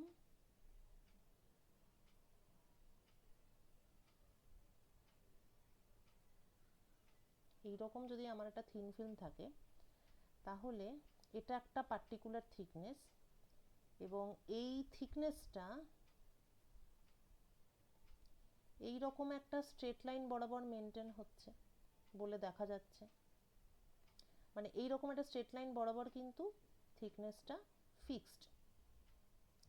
কাজেই আমি যে m ইকুয়াল টু 1 বললাম এই থিকনেসের জন্য, সেটা মানে m ইকুয়াল টু 1, এই ফ্রিঞ্জ উইল কোথায় ফর্ম হবে? এটা will form at all points যেখানে তোর d1 ইজ কনস্ট্যান্ট। পুরো ফিল্মের মধ্যে যত যত জায়গাতে d1 সেই সেই জায়গাতে m ইকুয়াল টু 1 ফ্রিঞ্জটা তৈরি হবে। এবার এখানে থিকনেস d2, এই থিকনেস d2টা আমরা কোথায় কোথায় পাচ্ছি? মোটামুটি শেপ দেখে বুঝতে পাচ্ছি যে এরকম একটা স্ট্রেট লাইন বরাবর আমি d2 থিকনেস পাচ্ছি। তাহলে m ইকুয়াল টু 2, এই ফ্রিঞ্জটা কোথায় কোথায় তৈরি হবে? যেখানে যেখানে থিকনেস D2 হবে। তার মানে এই যে ফ্রিঞ্জগুলো, these fringes are these are fringe of equal thickness, যেখানে যেখানে থিকনেসটা সেম সেখানে সেখানে এই ফ্রিঞ্জ মানে একটা পার্টিকুলার ফ্রিঞ্জ একটা পার্টিকুলার থিকনেসের জন্যই বরাদ্দ। যেখানে যেখানে সেম থিকনেস পাবে সেখানে সেখানেই ওই অর্ডারটা তৈরি হবে। এবার এটার একটা ভালো এক্সাম্পল দিচ্ছি। মোবাইলের গ্লাস মানে উপরের যে গ্লাসটা কাভারটা সেটা যখন ফেটে যায় তখন দেখবি অনেক সময় মানে ওটার উপর লাইট পড়লে না একটু কালারফুল লাগে। এটা একটু ফাটা গ্লাসের মোবাইল যার আছে বা নিজেরটাই ফাটিয়ে দেখতে পারিস। দেখেছি দেখেছি, মায়ের মোবাইল। হ্যাঁ, মায়ের মোবাইল, ইয়েস। তো সেখানে একটা ইন্টারেস্টিং ব্যাপার দেখবি, তুই যদি ফাটা জায়গাটাতে ধর এরকম একটা এরকম স্ক্রিনটা আছে, এবার না মানে অনেক রকম কালারফুল আছে। এটার কারণটা কি? এটার কারণটা হচ্ছে যে এই স্ক্রিন আছে আর তার নিচে এয়ার আছে ট্র্যাপড অবস্থায়। সেই এয়ারটা একটা থিন ফিল্মের কাজ করছে। এবার একটা জিনিস দেখবি যে তুই যদি আঙুল দিয়ে সেখানে চাপ দিস, ধর এটা আমার আঙুল, এটা হচ্ছে আমার নখ, বাবা এটা তো আঙুল সেটাই তো বোঝা যাচ্ছে না, এটা ফিঙ্গার।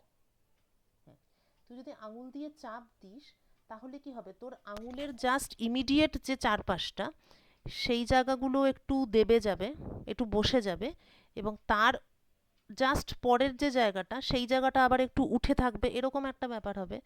তার মানে এই সব জায়গাগুলোতে থিকনেসটা কনস্ট্যান্ট হবে। তো একটু প্রেসার দিলে দেখতে পাবি তোর আঙুলের শেপ বরাবর তুই ফ্রিঞ্জগুলো দেখতে পাচ্ছিস। এটার কারণ হচ্ছে যে আঙুলের শেপ বরাবর থিকনেসটা যেহেতু কনস্ট্যান্ট, কোনো একটা পার্টিকুলার ভ্যালু, মনে কর ডি ইকুয়াল টু 0.001 mm, তাহলে এই পার্টিকুলার ডি এর জন্য কোনো একটা পার্টিকুলার এম, মনে কর এম ইকুয়াল টু 3, এটা হয়তো ফর্ম করছে। তাহলে যেই যেই পয়েন্টে ও এই থিকনেসটা পাবে সেই সেই পয়েন্টেই এম ইকুয়াল টু 3 ফ্রিঞ্জটা তৈরি হবে। কাজেই ফ্রিঞ্জের শেপটা থিকনেস দিয়ে ডিটারমাইন্ড হচ্ছে। এই জন্যই এদেরকে বলা হচ্ছে ফ্রিঞ্জ অফ ইকুয়াল থিকনেস, যেখানে যেখানে থিকনেস সেম পাবে সেখানে সেখানে এক একটা অর্ডারের ফ্রিঞ্জ তৈরি হবে। এবার এই সেম লজিক হচ্ছে কি for ফ্রিঞ্জেস of equal inclination. ফ্রিঞ্জেস of equal inclination, এই mth অর্ডার ব্রাইট ফ্রিঞ্জ।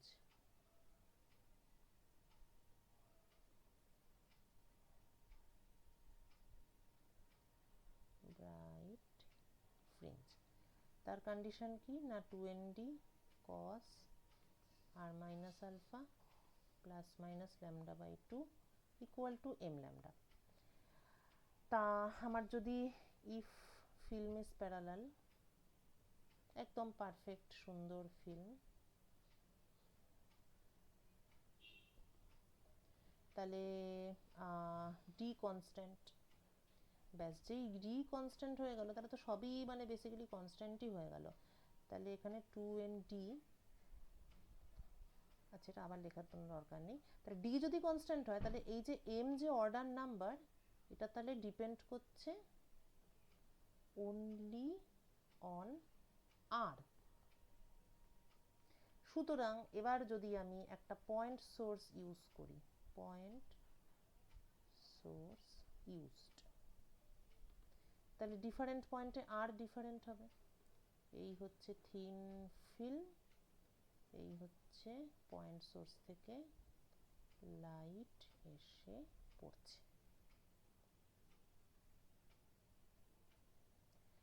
তো যেখানে যেখানে এটা একটা ফিক্সড আই, তাহলে আর, তাহলে এখানেও একই ব্যাপার, গোটা থিন ফিল্মের মধ্যে যেখানে যেখানে ও একটা নির্দিষ্ট আর পাবে, মনে করে এটা R2, এটা R1, এটা R3, তো যেই যেই পয়েন্টে ও R1টা পাবে সেখানে হয়তো m ইকুয়াল টু 1 তৈরি হবে, যেই যেই পয়েন্টে R2 পাবে সেখানে হয়তো m ইকুয়াল টু 2 তৈরি হবে, যেই যেই পয়েন্টে R3 সেখানে m ইকুয়াল টু 3 তৈরি হবে। তাহলে এটা তো ইনক্লাইনেশনের উপর ডিপেন্ড করছে, ইনক্লাইনেশন মানে কতটা হেলে আছে বা কতটা অ্যাঙ্গেল করে আছে। সেই জন্য এই সমস্ত ফ্রিঞ্জকে বলা হয় ফ্রিঞ্জেস অফ ইকুয়াল, এই যে ফ্রিঞ্জেস অফ ইকুয়াল ইনক্লাইনেশন। এইবার এটার অ্যাপ্লিকেশন, নিউটনস রিং।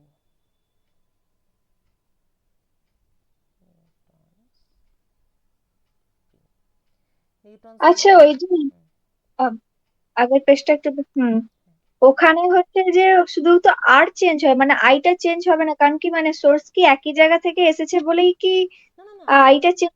না না আই চেঞ্জ হবে তো, এই তো এটা I1, এটা I2, এটা I3। ও, ওখানে শুধু আইটা লিখেছেন, ওই জন্য ও আমি বলছি। হ্যাঁ হ্যাঁ, না না ওটা লিখতে ভুল হয়ে গেছে।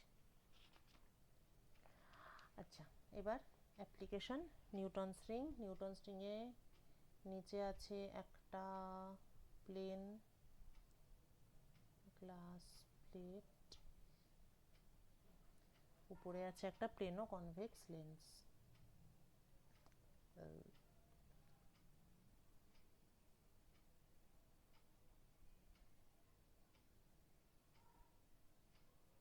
হায় হায়।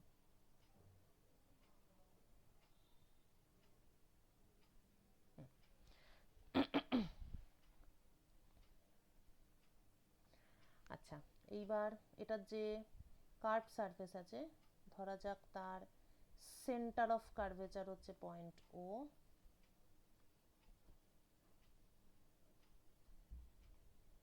সেন্টার অফ কার্ভেচার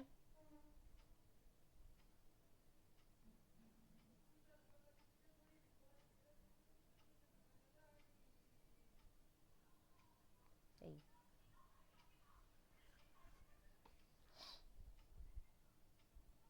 তাহলে এখানে থিন ফিল্ম কোনটা? এইটা হচ্ছে এই সারফেস, আর এইটা হচ্ছে এই। এই দুটো সারফেসের মধ্যে যে ব্যাপারটা আছে, আপাতত এখানে এয়ার আছে, এটা হচ্ছে আমার থিন ফিল্ম। ওকে, পাশে লিখে রাখুন। Air thin film. তাহলে লাইট এসে পড়ছে আপার সারফেস, সেখান থেকে রিফ্লেক্টেড হলো, সেখান থেকে রিফ্লেক্ট হয়ে বাইরে চলে গেল।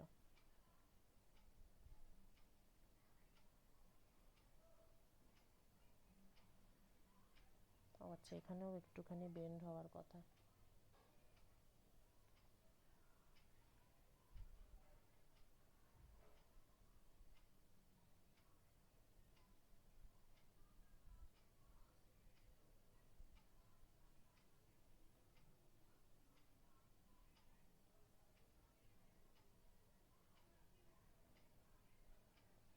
এটা আপার সারফেস থেকে আবার একটা পোর্শন নিচে ঢুকবে, এই মাঝখানে ভিজি ভিজিটা মুছে দিই।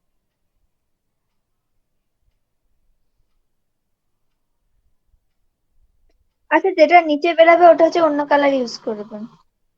আচ্ছা ওকে।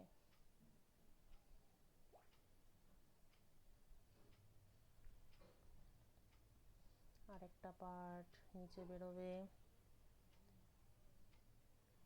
সেখান থেকে উপরে উঠবে, তারপর এখানে আসবে, তারপর এখানে আসবে।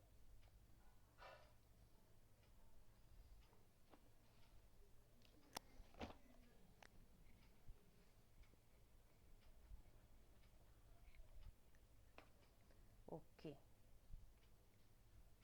এবার এদের দুজনের মধ্যে ইন্টারফারেন্স হবে। আচ্ছা, এবার এখানে একটা অ্যাপ্রক্সিমেশন আছে, সেটা হচ্ছে এই যে এটা পয়েন্ট পি, তো ওপি হচ্ছে radius of curvature equal to আর।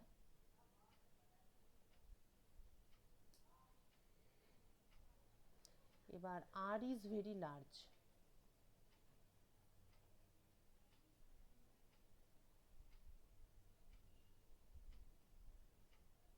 তার মানে এই সারফেসটা আমি বোঝানোর জন্য এরকম এঁকেছি, বাট ইন রিয়ালিটি এটা হচ্ছে গিয়ে প্রচণ্ড ফ্ল্যাট। সত্যি কথা বলতে খালি চোখে তুই বুঝতেই পারবি না, মানে খালি চোখে কোনটা যে ফ্ল্যাট গ্লাস প্লেট আর কোনটা যে প্লেনো কনভেক্স লেন্স সেটা দেখে বোঝা যাবে না, একটাকে আরেকটার উপর বসিয়ে একটু অবজার্ভ করলে তখন বোঝা যায়।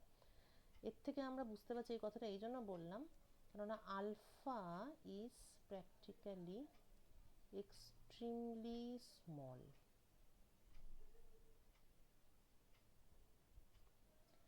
সো 20 cos r, এটা হচ্ছে আমার path difference, plus minus lambda by 2। আচ্ছা, এবারে আমরা একটা জিনিস করব, সেটা হলো যে ফর ব্রাইট ফ্রিঞ্জ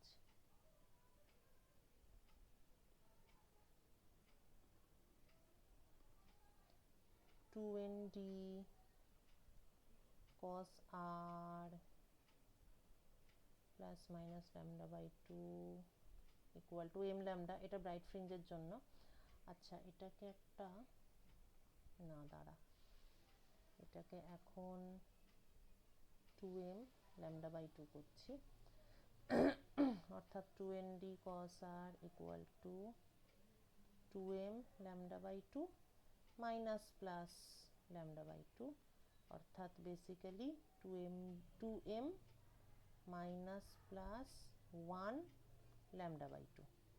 ঠিক আছে, মানে হচ্ছে odd multiple of lambda by 2।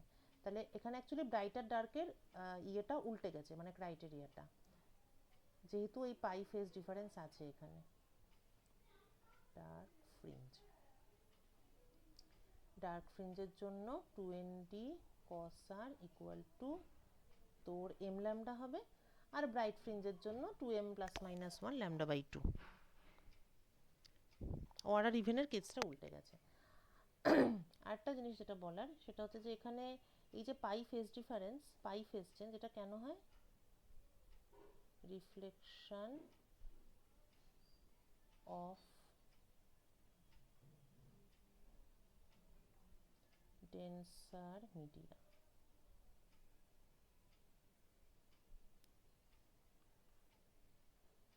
তো আমার এখানে যে থিন ফিল্মটা আছে,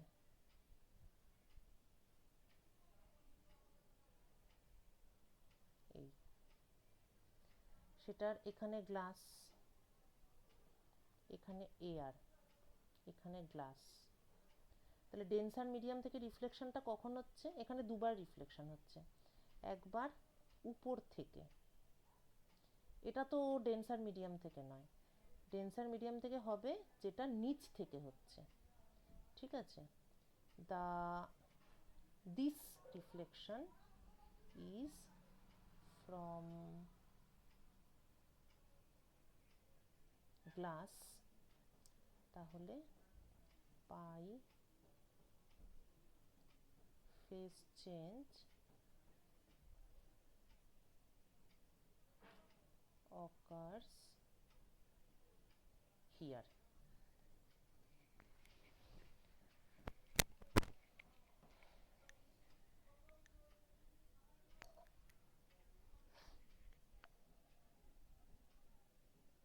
আচ্ছা, ওকে, ঠিক আছে, এই অবধি হলো। আচ্ছা, নেক্সট আমরা উইল স্টাডি দ্য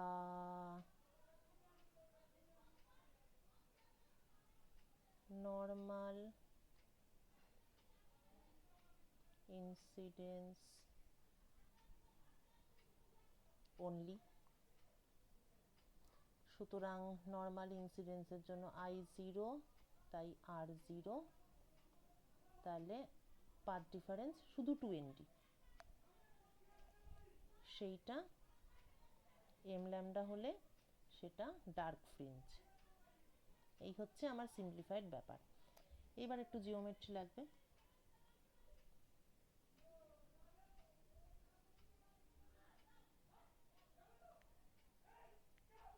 বাবা কি ঝগড়া হচ্ছে পাড়ায়।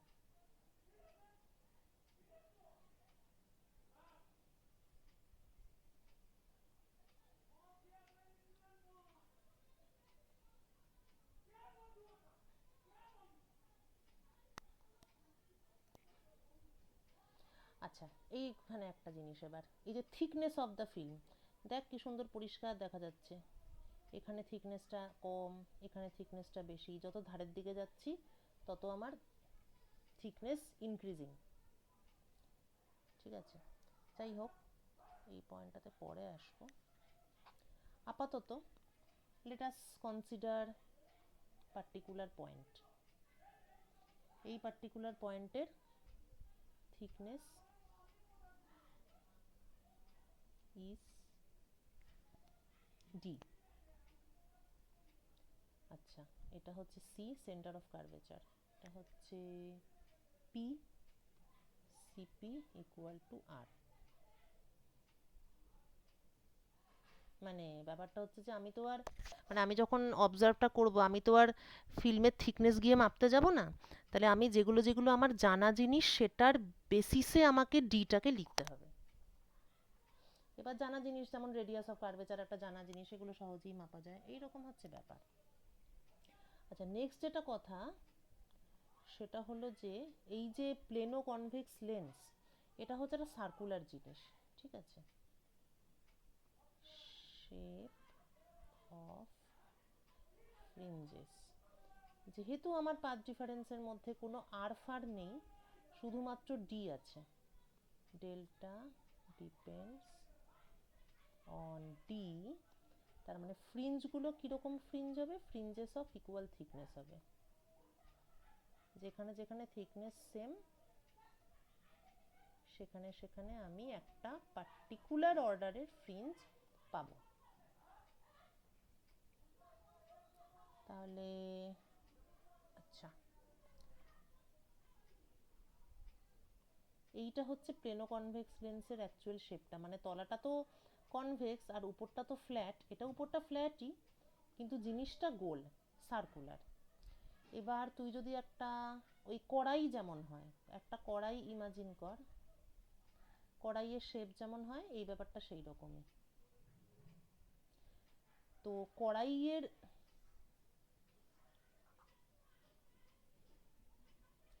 যে থিকনেস, মনে কর এই পয়েন্টে এটা একটা থিকনেস ডি, এই থিকনেসটা আমি কত জায়গায় দেখতে পাবো, এই কড়াইয়ের উপর এই সেম থিকনেসের একটা সার্কেল আমি পাবো।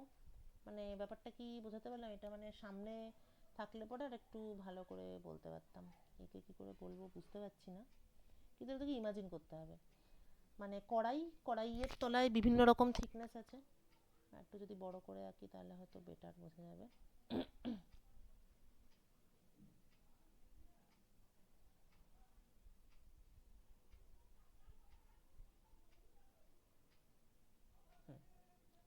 আর নিচে টেবিলের উপর কড়াই, এটা একটা পার্টিকুলার থিকনেস। এই থিকনেসটা আমি কত জায়গায় দেখতে পাবো, কড়াইটা তো গোল, তার মানে পুরো কড়াইয়ের এইখানটা থেকে শুরু করে ওপাশে গিয়ে যত জায়গা আছে সেই সমস্ত জায়গাতেই কিন্তু এই পার্টিকুলার থিকনেসটাই আমি দেখতে পাবো। আবার অন্য একটা থিকনেস নে, D1, এখানে আমি কতগুলো জায়গাতে এই থিকনেস দেখতে পাবো, এরকম একটা, এরকম হয়ে, এরকম হয়ে, এরকম গোল হয়ে ঘুরে এলো, এই পুরো এই গোলটা বরাবর আমি D1 থিকনেস দেখতে পাবো। ঠিক আছে, তাহলে ফ্রিঞ্জেস অফ ইকুয়াল থিকনেস, তাহলে এই রকম একটা গোল বরাবর M1 অর্ডারের ফ্রিঞ্জ পাওয়া যাবে, এই রকম একটা গোল বরাবর M অর্ডারের ফ্রিঞ্জ পাওয়া যাবে। তাহলে M1 অর্ডারের যে ফ্রিঞ্জ তার শেপটা হবে এরকম গোল, M অর্ডারের যে ফ্রিঞ্জ তার শেপটা হবে এই রকম গোল। সুতরাং ফ্রিঞ্জেস অফ ইকুয়াল থিকনেস,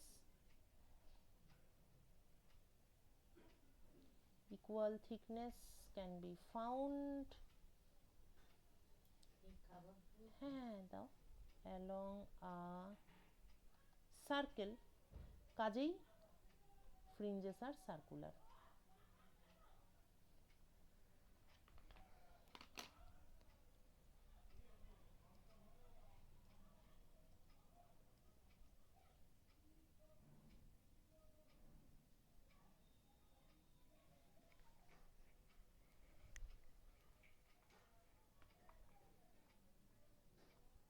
ঠিক আছে, তাহলে যেহেতু ফ্রিঞ্জেস আর সার্কুলার, তাহলে এর একটা রেডিয়াস থাকবে।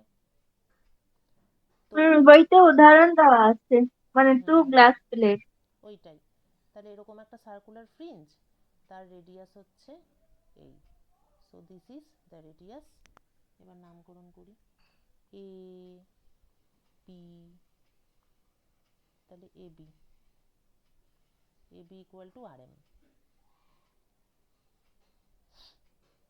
আর সিপি ইকুয়াল টু আর, আর কিছু নামধাম দিতে হবে? আর কিছু দিতে হবে না। আচ্ছা, সিপি যদি আর হয়, তাহলে এইটা মানে C A, C A equal to হবে R minus D, AP equal to হবে ডি। আচ্ছা, সিবি মানে তো রেডিয়াস অফ কার্ভেচার, কাজেই এটা তো আরই হবে। ব্যাস, ওকে। তাহলে এবার for the triangle ABC, for the triangle ABC. আপনার স্ক্রিনটা না অফ হয়ে গেছে। কোথায়? হ্যাঁ, চলে এসছে? চলে এসেছে, একটু আগে অফ হয়ে গেছে, হ্যাঁ। ওকে ওকে ওকে। তাহলে এটার জন্য C square plus AB square equal to CB square, অর্থাৎ আর মাইনাস ডি এর whole square plus R M square, কোথাও লিখেছি, হ্যাঁ এই যে R M square equal to R square. ঠিক আছে, তাহলে R M square equal to কি, এখানে করি, পরের পেজের তো continuation. R M square equal to R square minus R minus D whole square, 2r minus d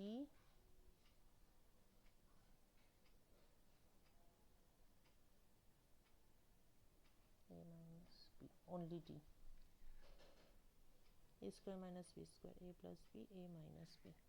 হুম, ওকে। এইবার কথাটা হচ্ছে, যেটা বলছিলাম, যেহেতু r very large, r is very large, অনেক বড় রেডিয়াস অফ কার্ভেচার, তার জন্য প্লেনোকনভেক্স লেন্সটা প্রচণ্ডই ফ্ল্যাট টাইপের হয়। যেহেতু r ইজ ভেরি লার্জ, তাহলে আর হচ্ছে গিয়ে ডি এর থেকে অনেক বড়।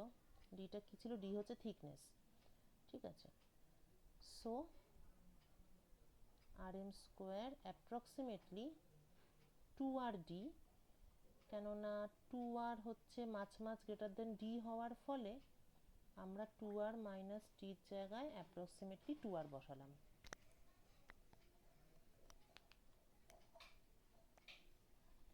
ঠিক আছে, এটাই আমার দরকার ছিল, মানে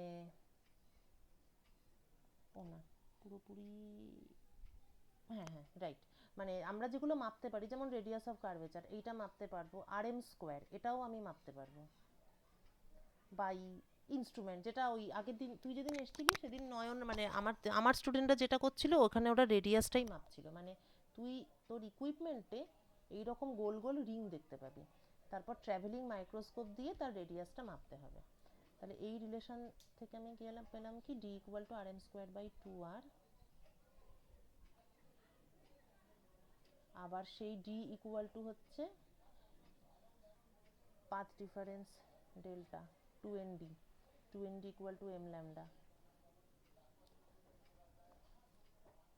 two N D equal to M lambda. এটা হচ্ছে কার? Dark fringe. হ্যাঁ, তাহলে ডি সমান M lambda by two N. তাহলে rm স্কোয়ার ইকুয়াল টু 2 কেটে গেল m lambda r by refractive index of the material. এটার সাহায্যে তুই ল্যামডা মেজার করতে পারিস, refractive index of the material মাপতে পারিস, রেডিয়াস অফ কার্ভেচার মাপতে পারিস। Can be determined.